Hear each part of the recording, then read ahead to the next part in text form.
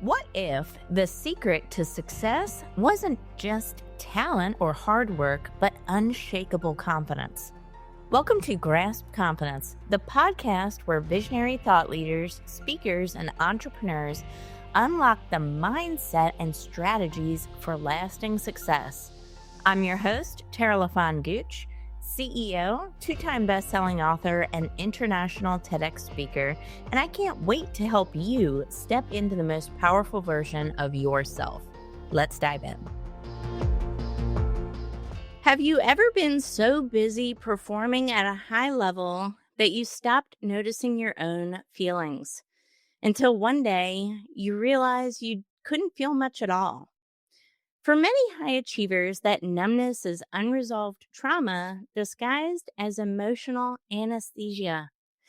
Today on Grasp Confidence, we're joined by the incredible thought leader, Dr. Stephanie Byerly. She is a physician, neuroanesthesiologist, and longtime leader at UT Southwestern with a career spanning patient care, research, and training future doctors. After multiple episodes of burnout herself, she became a certified life coach, helping women in leadership who feel exhausted, overextended, and disconnected from themselves so they can reclaim joy and power.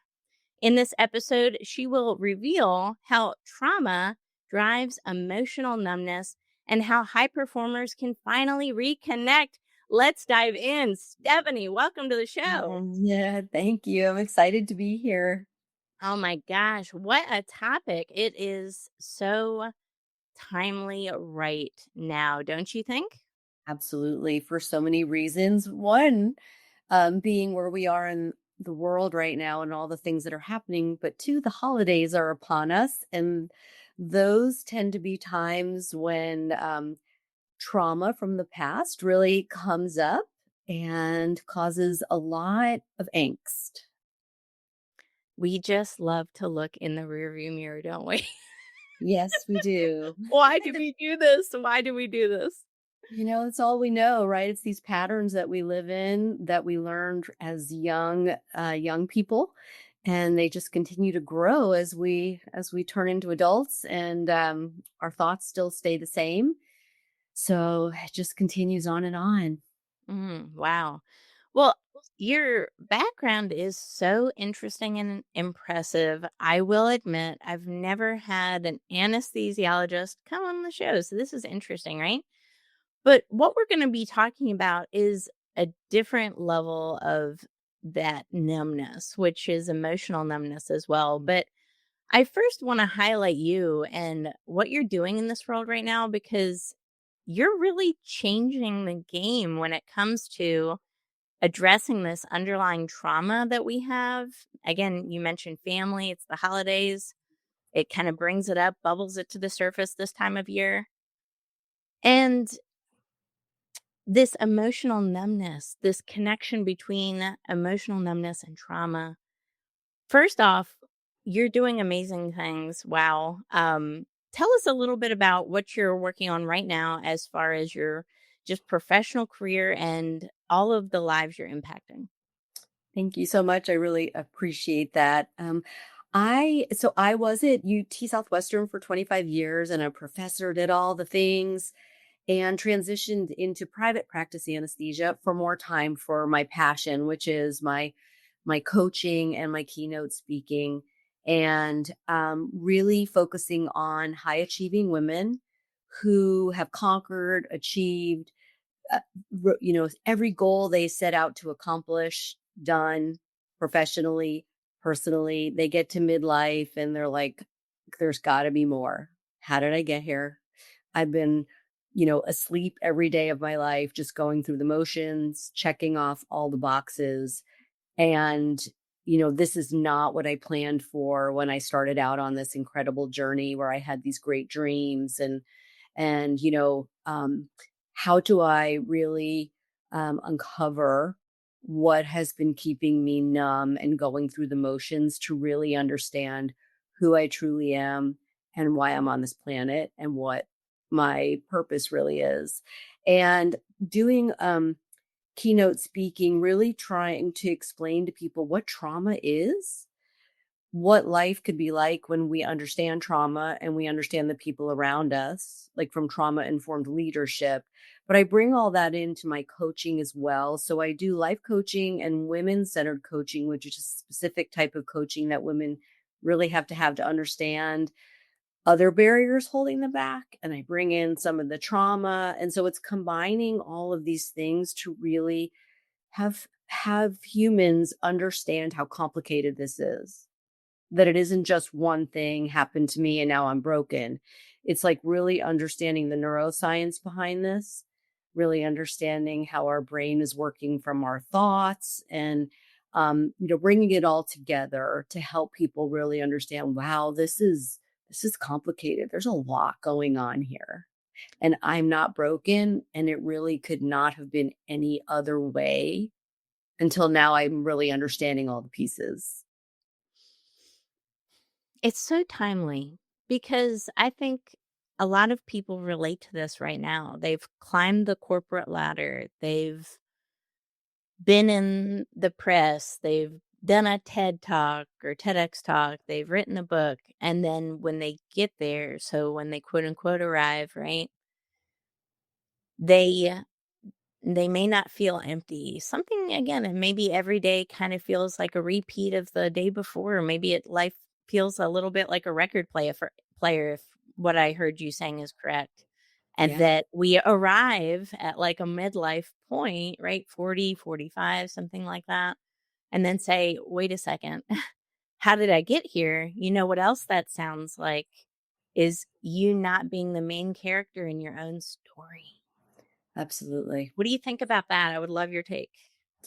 I think that there's a lot of different pieces to this. There's specific pieces for women that are different.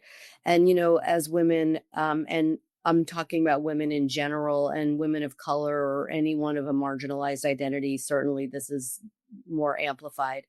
But, as women, we're raised to believe that we really don't have an opinion of ourselves. It's based on a lot of external validation. So as women, we do things based on other people telling us to do things or things that we're just supposed to do. And so we're not even sure sometimes why we're doing it. It's just the next piece of what we're supposed to do. And then we're going to feel good about ourselves. Mhm. And this is similar for men, but just not to the extent that it is for women. And in this culture that we're in now, where we're driven by achievement, and that these are badges of honor, and that we're supposed to run ourselves into the ground, and that's a badge of honor. That means that you're worthy if you go to bed and you just fall into bed, right? So we don't even really most of the time understand why we're doing things. It's because we're supposed to, or someone told us that we're supposed to, or we're looking for this, oh, good job, kind of situation. So, would you say that mirrors your story a little bit, your professional journey? I mean, I'm just curious, like, how did you come to this realization? So I got to the point in my life from a lot of different life experiences where I was like, there's got to be something else. I love what I was doing, taking care of women primarily, writing papers about, women physicians, all the things. I was the head of a national committee on what, for women anesthesiologists. And I thought there's got to be more. I need to help in a different way.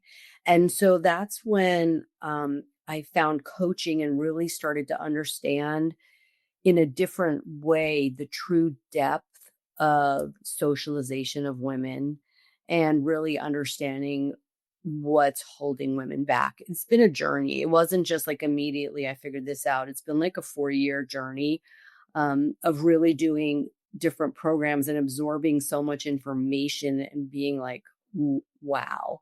So now I understand why so much of what I was doing, I was loving what I was doing, and I had a huge impact, right, for patients.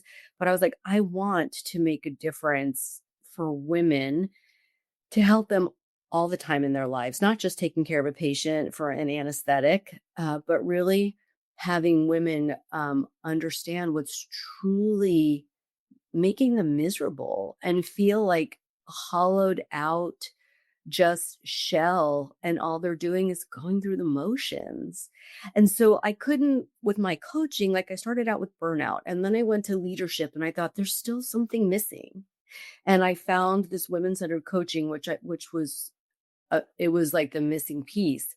And then what I really started to see was that it isn't just about one piece, leadership or burn. It was, as a woman, your whole life. Like you're numb in your whole life.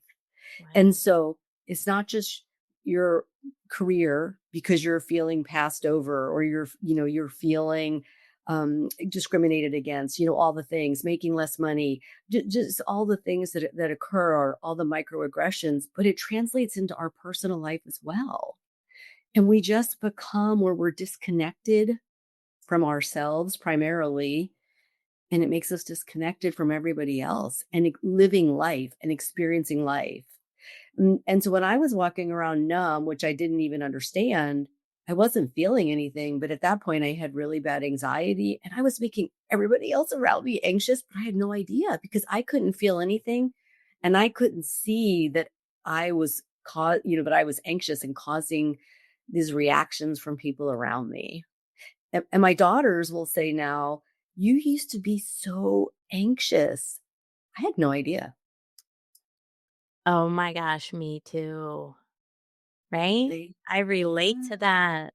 I remember what yeah, that felt like when I was still working for corporate. It was not a fit for me. I'm just a natural entrepreneur, but I remember feeling like my chest couldn't get expand enough to get enough air. Like I felt a constant I'm not getting enough air. Like my body was telling me, trying to, hey, something's wrong, right? And I didn't it took me a long time to recognize that as a symptom of anxiety.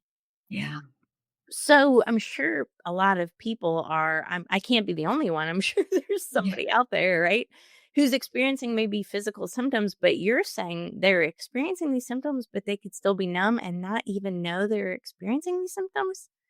Tell me a little Absolutely. bit more about that because there's a lot there, and I think we can help somebody today. Yeah.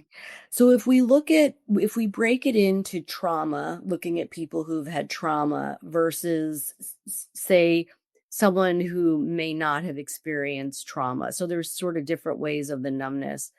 But with trauma, and when we talk about trauma, the definition that I love is Dr. Gabor Mate's definition of it's not what happened to you, but it's what happened inside of you because of what happened to you. Ooh. And he has outlined in the last 5 or 10 years, really looking at the fact that if you experience trauma, which could be what we think big T, little t, and really it doesn't matter how big or how small the trauma was, it really depends on how you experienced it and basically how your nervous system experienced it. So you and I may witness something horrific together, and my processing it may be different than yours. So it may not affect me at all, but it may take over your nervous system. And what he has outlined is that many of the autoimmune diseases are caused by unprocessed trauma.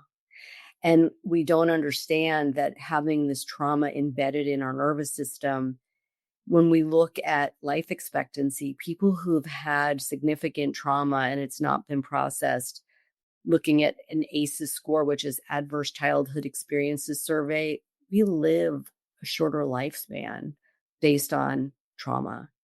And so when we start to understand, if you have had trauma as a young person, that your nervous system doesn't feel safe, and that in order to protect you, you numb, and you really sort of shut down. And this is all set in place by the time you're 7 years old, which is kind of crazy when you think about it. So if you do fight, flight, freeze, or fawn, we talk about these different ways that people show up. It's not something that you choose. Your nervous system has chosen that. And so when we start to understand that you may show up primarily in a freeze response where you're sort of numb all the time, walking through life every day. And people think you're just detached and you don't really care about anything. right? Or you may show up in the fight or flight where you're aggressive or you're, these big responses, but you're still numb and you don't feel it and you don't know you're showing up this way. And that's sort of what was happening with me is I would go to work, and I had these very large leadership roles. My personal life was falling apart, so there was a lot going on, and I would be so reactive at work. But I didn't even know it. I was numb. I thought I was just doing what I was supposed to be doing until I started understanding how people were responding to me. So although I felt numb from my trauma, uh, I was showing up in a very different way. And so when we talk about that, looking at trauma, then if we talk about the fact that trauma, we can experience trauma or we can witness trauma with all the stuff that's been going on in our world in the last 6 years, right? COVID, all of the racial things that have been going on, the political, the wars, all the things that we see in our face 24/7 that 20 years ago we never would have been able to see. This is vicarious trauma, and people don't realize that. So when you're watching the news or you're doom scrolling on social media, our brain, even though it's not happening to us, we are seeing it. Our brain is processing it as if it is happening to us. No way. Mhm. Whoa, I did not Right. realize that. You just blew my mind Yes. a little bit.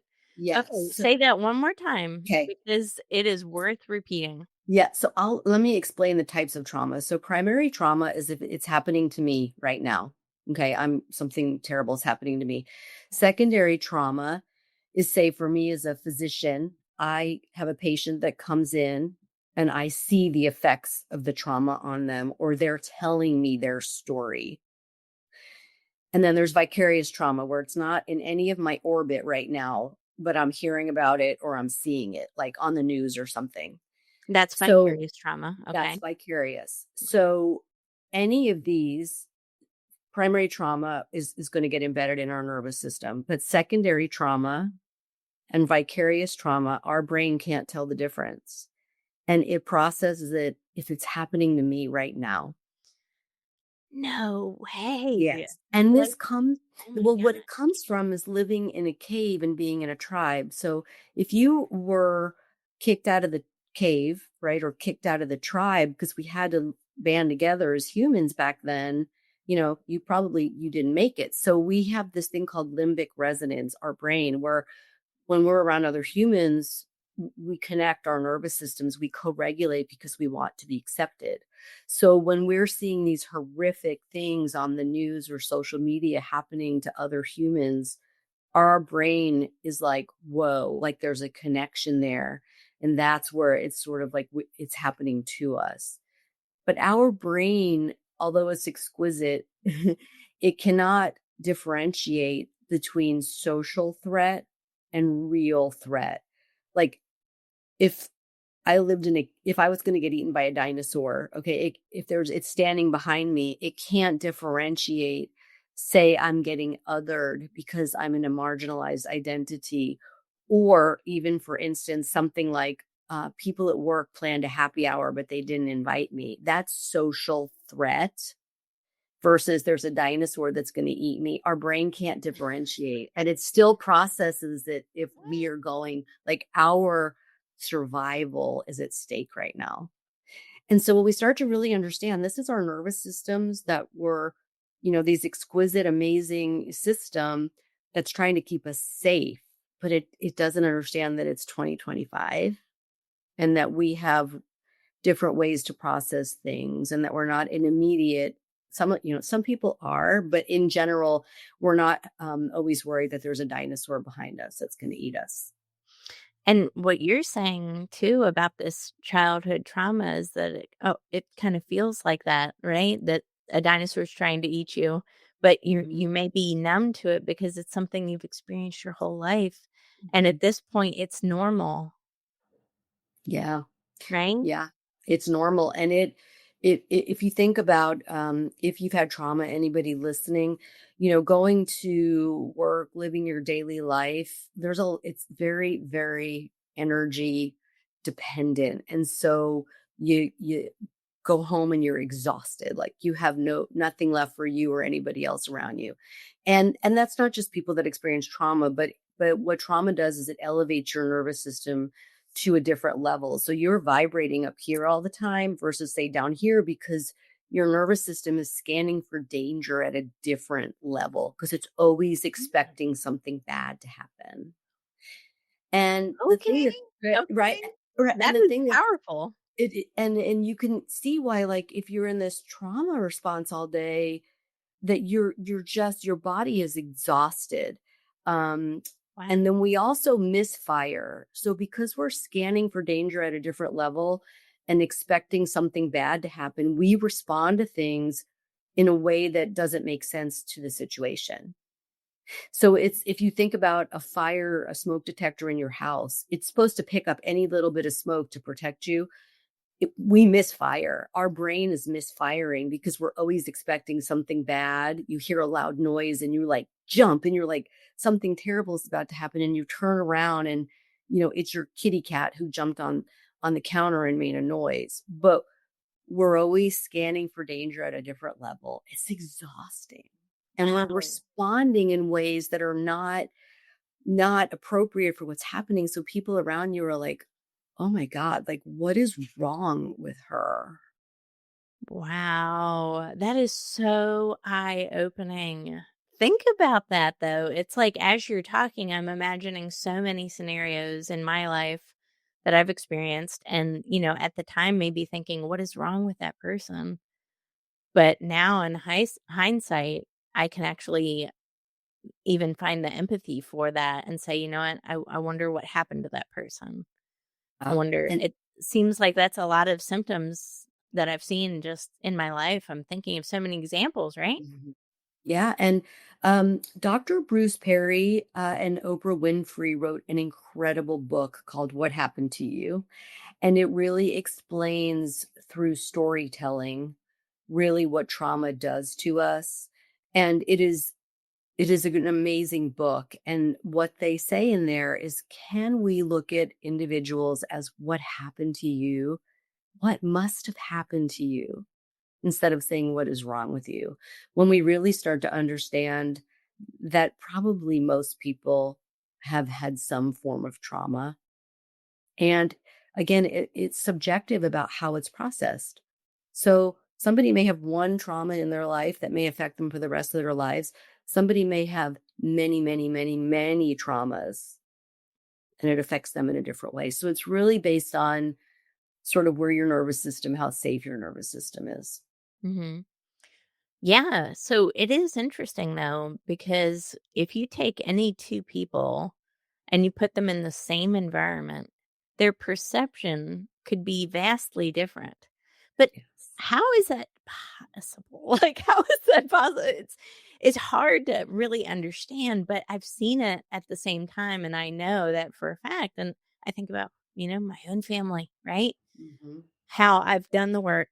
I've done the work in the dark when no one was watching. I did therapy. I did coaching. I did this. I did that to heal myself, right? It's not that you're forgetting what happened to you, it's that you can forgive it and it doesn't take over your nervous system, which impacts how you show up in this world, right? Absolutely. Yes, yes, and when you start to understand all the pieces, because there's so many pieces, I'm just mentioning a few things here, but when you start to understand that there is, a way out of this, and it isn't a quick fix, but really to understand the waters you're swimming in, it really levels the playing field. Like, I am not broken. And again, it couldn't have been any other way. And now I understand there's ways to work with this therapy, trauma therapy, psychedelic treatment. I mean, there's so many amazing things that you can work on now where your whole entire life shifts. Like my daughters will tell me that I there's no part of me that's recognizable that is the same. Now, has that taken a lot of work? a lot of work, and I still do that work every single day. But it's not as difficult as it used to be. There was a lot of shame and a lot of blame that I went through, and I had to start understanding I can't get stuck in that. That's another thing that keeps us stuck. And, really though, unpeeling, it's a big onion. It really is, but it's freedom. And it really allows you to know that my life can be different and it doesn't have to be this way. Oh, wow. I mean, you're hitting on so many parts of, what I teach, which is grasp, right? It's the name of this podcast, GRASP, gratitude, responsibility, action, site, Mhm. purpose. What you're hitting on so much is like a radical responsibility, which I love. And not being a victim, right? Not allowing what happened to you or what you perceive happened to you dictate your next move, dictate how you show up in the world.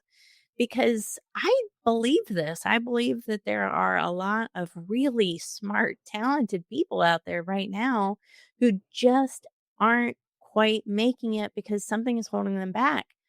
They're not sure what that is. And maybe they've suppressed it and maybe it's been a long time. And this is not easy work, but it's worthwhile work because the results are life changing. I'm looking at your life. You have completely transformed your life. It is life changing. And, when we look at where our planet is right now, we need people and their gifts and their talents Yes, that want to elevate the planet and heal the planet. yes. There, it doesn't have to be some grand thing that you want to do, but you just like being a different person and showing up as a light in the world. And it's a ripple effect because when people see you, they're like, okay, well, wow, um, you just bring a little bit more light. And again, I talk so much about women and men. We need women to uncover their true purpose because they're true healers, and we've lost so much of our feminine energy and the ability to really we're healers, we're connectors, we we have people kind of gather together. And I'm not saying this as women should be doing more, because I certainly am not trying to portray that. But what I mean is when we uncover who we truly are and the light we bring to this planet, we heal things, and our feminine energy will begin to heal things on this planet because we have to start doing that. We Mm, have to start healing our planet in another way, because there's so much going on and so many people being harmed. yes, yes. Oh my gosh, so powerful. I love so many things about what you said. You know, there's a quote. I can never remember who says a quote, so somebody Mhm. find that, right? I'm terrible. I remember the Mhm. quote all the time. I never remember who said the quote, so look this up. They said, if we all swept our front porches, the whole city would be clean. It starts with self, right? And sometimes it's really easy. You mentioned the nervous system not knowing somebody else experiencing trauma and then you experience it the same way, right? Vicariously, as you mentioned. Yeah. It's so easy to look at what everybody else is doing. And a lot of people have unresolved trauma and it- but it's not about looking what other people are doing. It's not about consuming more and absorbing. It sounds like absorbing as well, right? To a certain extent, someone else's trauma. It's about living in a line called life and healing yourself day by day and putting in the work, isn't it? It is, and it's an inside job, right? Inside Mhm. out. Yep. It has to start with you, and really, when you begin to heal, healed people heal people. On the flip side, when traumatic, people who are living their trauma, they cause trauma in people. So when we really realize the effect that we have on other people as well, it's remarkable when you start to understand, gosh, if I'm starting to heal and I'm showing up differently, what are the ripple effects of that going to be? They could be so far reaching that, I mean, we don't even know. Like, you can't tell me the potential that's infinite potential, isn't it? I mean, it could stretch across the entire world. I think we all have that ability, but it does. Yeah. It starts with being a leader of one first, right?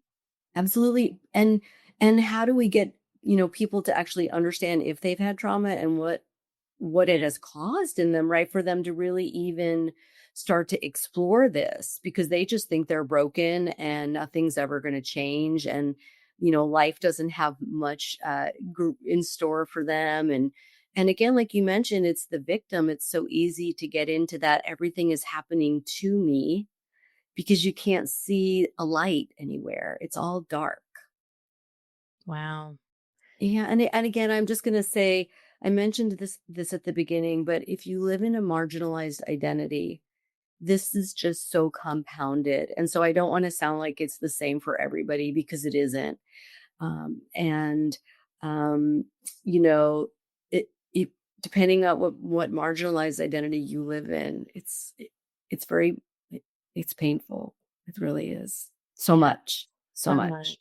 And it's hard to overcome and to step out and to heal yourself. And sometimes if we've, like to your point, experience this vicarious trauma within our communities, if our communities are marginalized in some way, the trauma, I would assume, would only be amplified. I mean, that Yeah. seems like the natural course, right? And then all of a Mm. sudden there's more generational trauma as well, right? Which is incredible to me to think about. I think a lot of people haven't even thought about that there could be generational trauma, ancestral trauma that's Oh, embedded into our DNA. yeah. That is crazy too to me. And they know now that at 4 weeks gestation, so a woman is 4 weeks pregnant when she may not even know she's pregnant. Right. If she's had trauma or is experiencing trauma, it gets baked into the baby's nervous system. It's incredible. So when you think about that, Yeah. you really realize, like, okay, I was born with this. And now I'm born into a situation where it's trauma, trauma, trauma, trauma. And my nervous system knows from a young age that I'm not safe. So you can kind of see how that sets you up with how you interpret things in the world and how you are reacting and responding to things. Oh my gosh. Hmm. It is so key. And to think that you could, you know, be raised in pretty good circumstances, even, but if at the point before 4 weeks Yeah. gestation, right? You could get that almost like an imprint. Like an Yes. imprint of trauma is what I'm thinking, Yeah. right? Yeah. And to explain sort of like epigenetics or ancestral trauma, I had heard a story about a woman who had family that had been in the Holocaust. Mm. And she, it was a generation, before her, and she was terrified of trains and she had no idea why. Never had a bad experience on a train, but whenever a train would go by, it would put her into a trauma response. And then when a therapist finally, figured it out that because her family had been in the concentration camp, they were taken on a train to Auschwitz and sent to the gas chamber. And this was in So she had no idea. So the thing that's key too to understand is trauma is a reaction. It comes back as a reaction, not a memory. So she didn't have a memory of that, but her nervous system said we're unsafe because it sensed something. And so she reacted and didn't even understand why. I had been in a situation, I had some abuse as a child and went to pick up my car. This was 2 years ago. And I didn't understand. I went in this man's office. I had to pay the bill for the repairs on my car. My significant other was with me, and I couldn't stay still. I had to keep moving in this office, and he asked me for my credit card, and I threw it at him. I didn't know what was happening. And Michael said to me, "Are you okay?" And I'm like, "Yeah, I have to get out of here." I didn't know what was happening. And I got in my car and then I pulled over and I sat there and I remembered it was because he looked just like my mother's third husband that had abused me. And this was 50 years ago that this happened, the abuse. Whoa. Yeah. So you saw this man, he reminded you of your childhood abuser, and then subconsciously, because you didn't realize it at the I didn't time. know why. Right. I had no idea. My nervous system sensed danger. You have to Wow. get out of there. So I am a very calm person now. When I threw my credit card, I was like, what are you do? Like, what's wrong with you? Like, why? And then when I realized, I was like, oh my Wow. gosh. Yeah. So it starts with that awareness. Mhm. You have to, like, it's an emotional intelligence, it's an awareness. In order for us to heal, we have to understand it exists. Yeah. It's the So how do freedom. we do that? How do we understand this exists? Because if I'm emotionally numb and have unresolved childhood trauma, to me this is normal, but maybe Yeah. it's not. So how do It's we first get that awareness, Stephanie? Please enlighten me. those of us that wanted to spread this message, we were like, get on the rooftops and start yelling, you've all had trauma. It's time That's to why start we're doing this podcast, right? exploring. Yeah. Right. And it's Yep. really, getting the message out and talking about it and normalizing it, that it doesn't mean you're broken. Because when people see that or they hear trauma, they're like, oh, that's not for me. I've never been traumatized, all this kind of stuff. And there's this whole sort of impression about what trauma means. Again, like I mentioned, some people think, oh, trauma is just big T trauma, like a war. I witnessed a murder. All the versus, what we call little T trauma. It doesn't matter. We've all been traumatized in some way, and so it is really normalizing talking about it, and it is really going to work, right? And looking at people as, wow, what must have happened to them that they may be showing up this way versus what's wrong with them. And if I've healed myself or started to understand this, that I approach things differently with people. So it's called like trauma informed interaction. And I work with a group called Lodestar Consulting and Executive Coaching, started by a physician. And this is all that she does: is we go into organizations. She has just this organization is absolutely incredible. And going in and teaching trauma informed leadership and having it trickle down in cultures. And it's remarkable when you start to understand how differently it is when we would approach each other in this way. But it first has to start with us. So really maybe being curious, hearing this podcast or seeing something about trauma and not having it have you turn away and say, this isn't for me, or I'm too afraid to learn about this because my whole life may implode if I learn about this. It's really being curious, having a lot of radical self-compassion and saying, you know what, it's time. Let me just look into this because I promise it's the freedom. It's your freedom. Oh gosh, amen. It is your freedom when you're no longer bound by what happened to you. And it feels like chains. It's That's what chains. trauma is. Trauma is chains. Trauma keeps you chained up to one place. You can't move.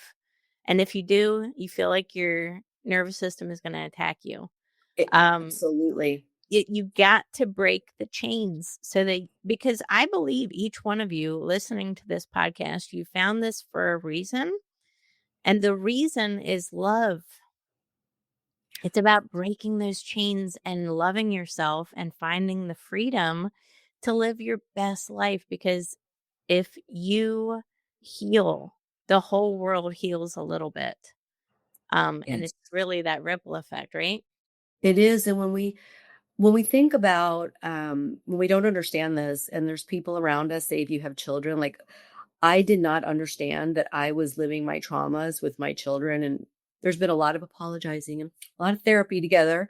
Uh, and when we just start to understand how we affect other people, honestly, it's very painful.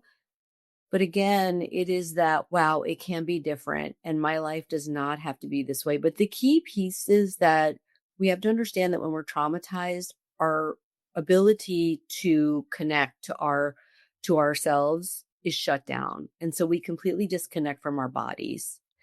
And we don't show emotion because it's not safe. Like if you're being abused as a child, you just shut down and you realize I can't show emotion. It's not safe for me.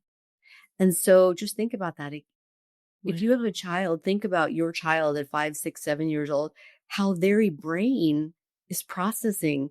They don't they're not processing this as an adult, right? That's how this all happens. We're processing this as a child. And how does a child's brain work?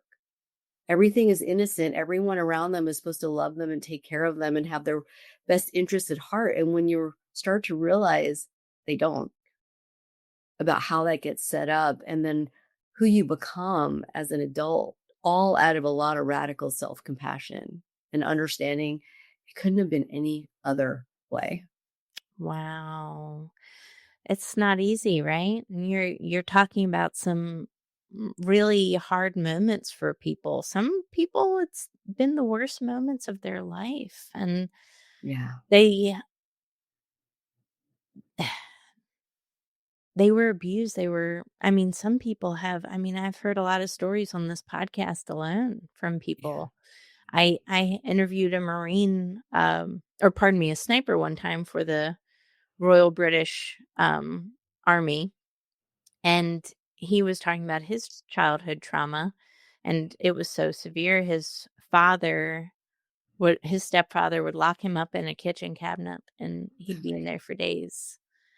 No food. He doesn't remember his life before the age of 9, I think he said it was. Oh my gosh. Definitely, I've heard a lot of stories on this show, and yours is one of them. Yours is one of the I will say this, um, some of the saddest, most heart-wrenching stories that I couldn't it's hard because I know you. Mm. We're friends, right? We work together, and to hear the stories that you experienced as a child is very hard for me. I look at them now and I'm grateful for all of them because I'm at that place in my life. And I do know that I am who I am because of them and I can help people in a way because of them. So I am grateful for them now. I wouldn't wish them upon anybody. Um, and I'm grateful to be talking about it now and not feel broken. Just know that if I share my stories and help people in a different way through coaching and speaking, then maybe their life can be different. That's what I hope for. Yeah, because it is the thing that it's a psychic wound that just keeps you trapped, so trapped and disconnected. So And I did want to mention really quickly too that like you mentioned this person who was in the Royal yeah. Army, right? Trauma sets you up for certain professions. Mm. And I just gave a talk recently at a university. And when I mention this to physicians or healthcare workers, they get like, they don't want to hear it. But this adverse childhood event survey that I mentioned, if you have a score of 4 or more, so there's 10 questions and each question gets a point. If you have a score of 4 or more, you have a high likelihood of going into a helping profession because you want to care for other people the way you were not cared for. And so if you think about that, people who maybe go into the military or law, they want to help people because their childhood was maybe out of control. And so really looking at that, like that sets us up for a lot. And there are studies to show that if you have a score of 4 or more for physicians, that you have a higher risk of burnout as a physician. And what is this test? Because I think everybody should absolutely pull this up right now. Go on your phone, right? Go on the internet browser and, let's address this today. So, what is the name of that test again? It's called your ACEs score, Adverse Childhood Event Survey, Experiences Survey, actually. And it was done at Kaiser Permanente in the 90s. And the thing to know, though, is these questions were asked to children up into the age of 18. And obviously, trauma doesn't stop at the age of 18. But it's all based on neglect, abuse. If you had people around you who did drugs, anybody that was incarcerated, things like this. I have an ACEs score of 9. So the only thing that I did not have was that somebody around me was in jail. But really understanding what this sets you up for as far as chronic diseases, a decreased life expectancy, maybe careers that you choose. So the thing to know though is this can be very we call it activating. So instead of the word triggering, what I learned from Dr. Kimia Saraf from Lodestar Consulting is that we our nervous system is activated. Because when we think about triggering, it's very violent if we think about a trigger on a weapon. So it really is my nervous system's activated. Um, so when people are looking at this, though, if they've never heard of this, if they're just learning about trauma, this can be very activating. So I just want to say, if you're delving into this, please have people around you that can support you. It may just be somebody listening to you, hearing you out, just letting you talk. Maybe you need therapy. I mean, trauma therapy is incredible. It changed my life. But when we talk about these kind of things, it can be very activating, brings up a lot of shame, a lot of guilt, just a lot of things because we realize we've probably harmed people in some ways from our traumas. Not like physically per se, but I mean, the way we show up is to please have support as you're going through this journey. But when we start looking at these questions and you realize you're like, wow, because most people have had several of these. So they, 1, 2, 3, maybe even with, and this is no blame on your parents. Again, like everyone comes to the table with their best intentions and what they can do at the time. So again, this is just leveling the playing field so you understand the pieces. And so it's like, holy cow, like, yeah, this happened when I was a kid and it's still driving my life every day now. And that's, the power of forgiveness. And while it's not easy, and again, we're not saying this is easy work, but when you can find the gratitude in it, right? Yes. And that is huge. I want to say that because again, gratitude was step one for me too. Me That's too. why that's why I created Grasp. When I really started developing a relationship with gratitude, being able to look back in my past and find the thankfulness and that part of the journey, it Yeah. changed my life because it broke the chains. And then when I started to understand that past, if it didn't happen that way, it wouldn't have shaped me into the person I am today. And I'm pretty proud of myself, right? It's Absolutely. Heck not in a yeah. bad way. We're not talking about No. arrogance. We're talking about healing the past, developing true confidence, right? Right. And then really, you know, unpeeling the onion or peeling the onion and being like, gosh, what is actually underneath here that's ready to Yeah. emerge now, Ooh, to reawaken. I like that. Yeah, like let's awaken from this anesthesia. It's like sleepwalking every day. Like we're just going through the motions. What if I can actually feel it? My kids used to say to me, they would say, "You are with us physically, your body, but your brain, you are so out somewhere else." Somewhere But else.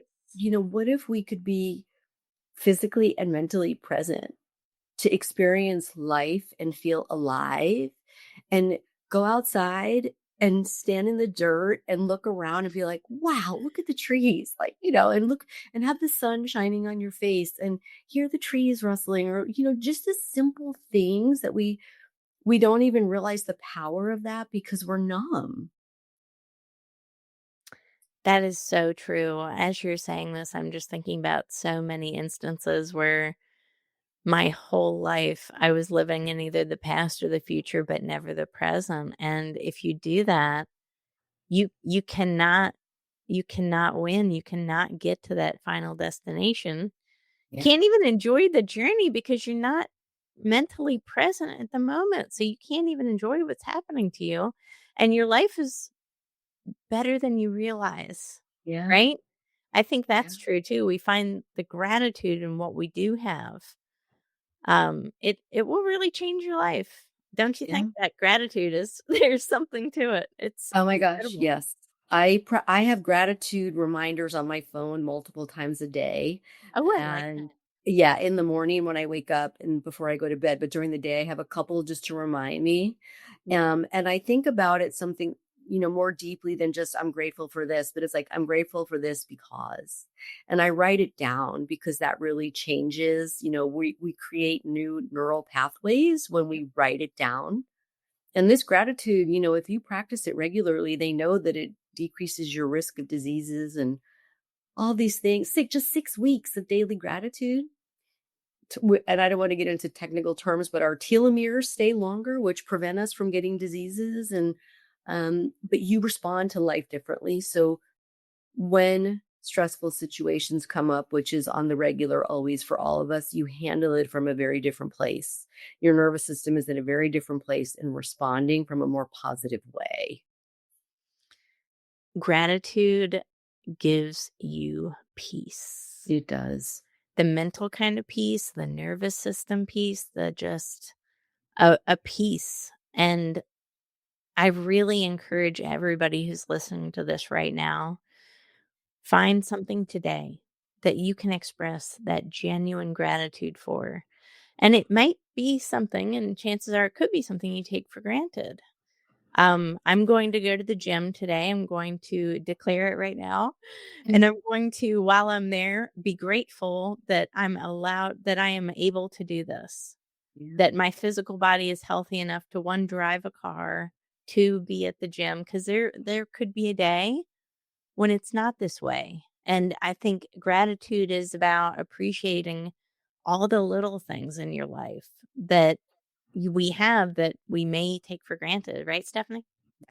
Yes, that we may take for granted and realizing our brain when you wake up every day, just like when you turn on your computer, your default operating system, your brain's default operating system is a negativity bias.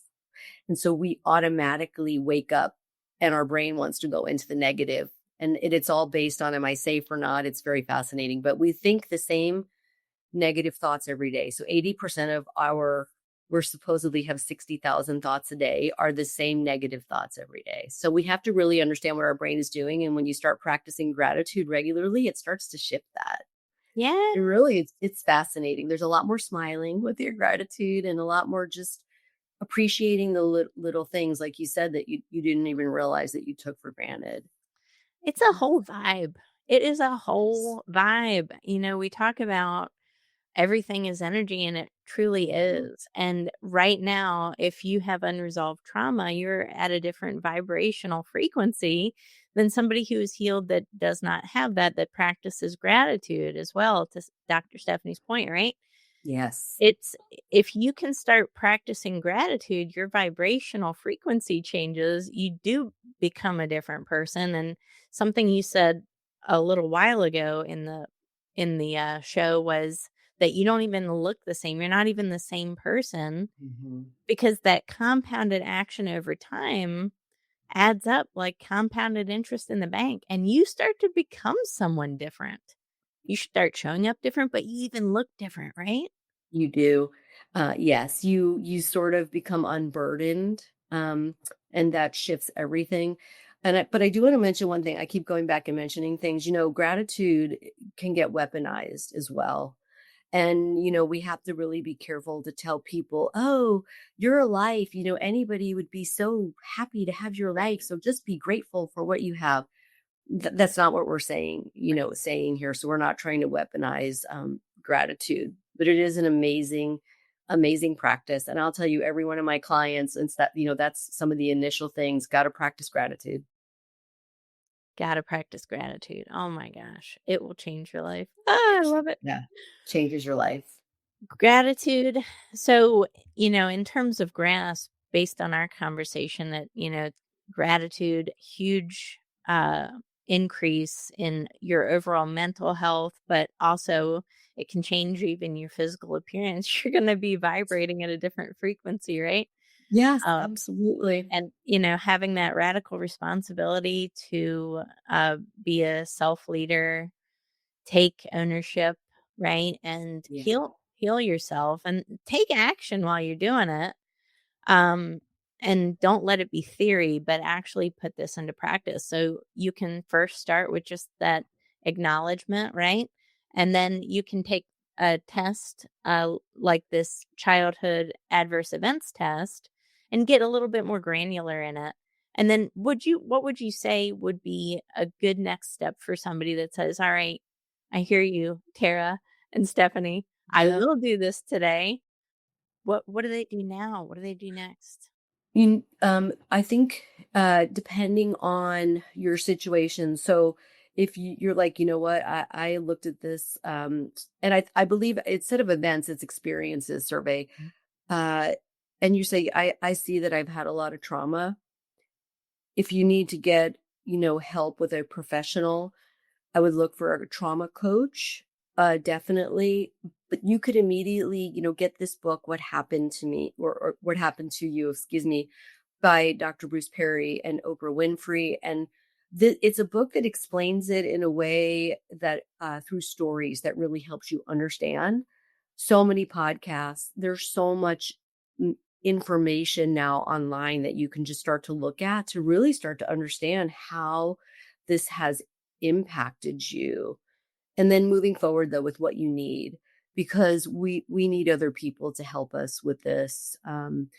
Again, some of this is very painful, some of it, it's difficult work, but we do need people who can help us help move through this instead of getting stuck.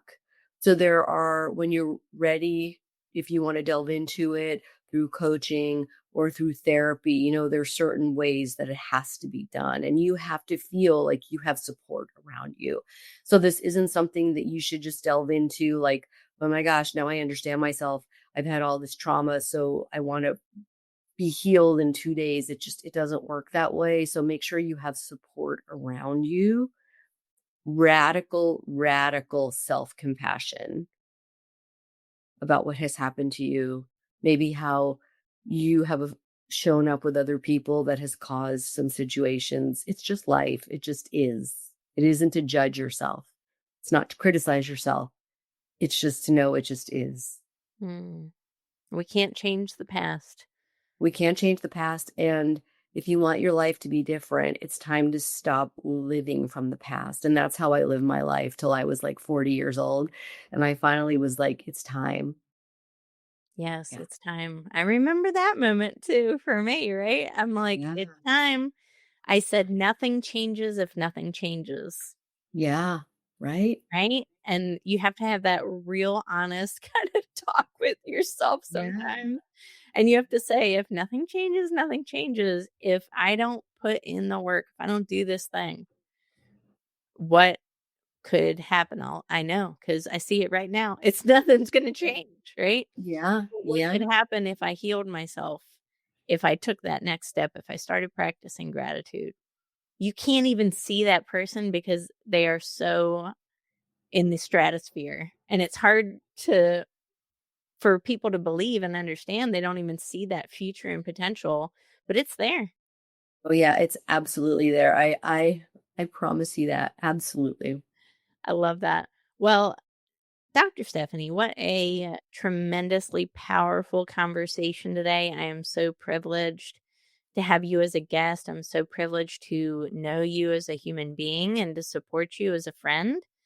Um, you're doing life-changing work, and I think if this is something that resonated with you, re-listen to this episode and share it because there's a lot of folks out there, they may be dealing with something that's unresolved, that's blocking them, and they may not even be able to put a label on it yet. And this episode can start to peel back those layers so that we can start to identify these issues that are showing up repeatedly in our lives so we can go to that next step.